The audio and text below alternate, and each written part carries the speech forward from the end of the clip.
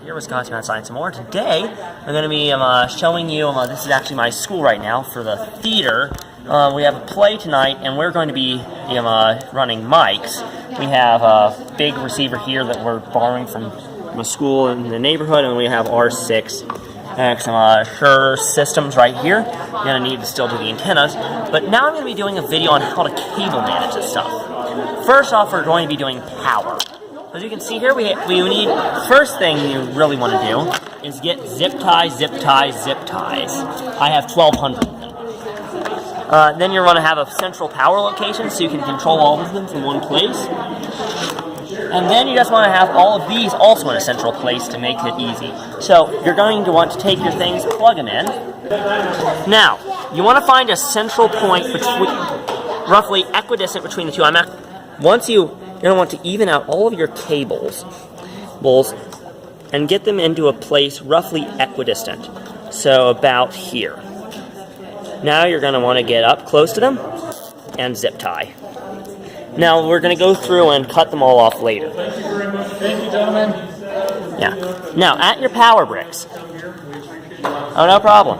Now at your power bricks, you also want to culminate all of your cables in one central location. Like so.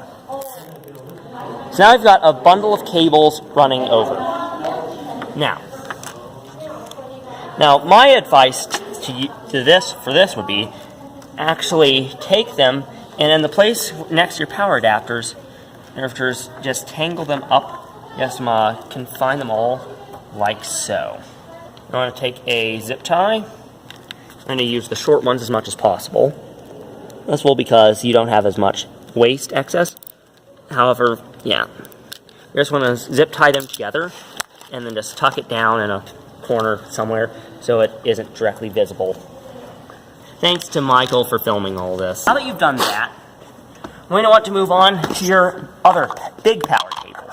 Now we have our power strip up here, but we have a bunch of cables. These are just too thick for zip ties. For the small ones, I'm actually switching to my larger ones. I'm going to grab another zip tie and do the same thing by your power adapter.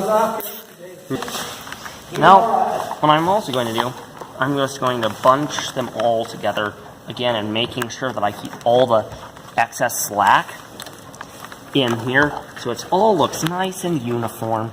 I recommend buying an assorted set of zip ties. So now we've got all of our power cable managed. I can run back there. Now we need to do our sound, our XLRs. Now the best way to do this is get a nice big snake of the right size. But we don't have enough cable. We do have a snake, which is what we are using. It's an 8-wire one which is extremely handy. But it only has 8 watt. Yeah, but we have this is a 4 mic, and these are 6. So we have 10. So 8 does not equal 10. So what? 8 doesn't equal 10? I know, right? That's crazy. I know, redefining mathematics. Our XLRs entangled. They're rather longer than I like, but these don't have the access to good stuff. So I'm going to plug it in, and now I just want to measure out how much cable we actually need. Plug it into the back of the board. Plug it into this one. I'm just going to want to run it alongside the snake, which I'm probably actually just going to plug the rest of these in because I don't need them out anymore. Now, you want all of your antennas to look nice and nice. Now you just want to, so now that I've done that, I'm going to go grab the other XLR. Now, we have our 2 cables. They're both running nicely. I'm going to tie them along the snake. Now we have a bunch of extra in this one. So I'm going to take it and just coil it like so. This is a terrible way to store cables. Really gets tangled badly. But for cable management, it is a good solution because it gets a lot of stuff in a small space. So now we have one bundle of cables, but that's not good enough because we have a lot of excess on this one too. Yeah, about the same this length down the line, I'm going to take this bunch of cables. I'm going to bunch them into another bunch. Even though I don't technically have clinical OCD, it's just I cannot stand certain things. Pet peeves. That's a good way to put it. Yep. So now, I have these two, and I'm just going to leave them as is, all in a nice place right there. I'm also going to zip tie them intermittently down the cable. Now, this has been cable managed rather nicely, in my opinion. Give a parting word. Yep. So, this is not the ultimate guide to cable management by any means. If that were the case, oh boy, we'd have permanent stuff going on.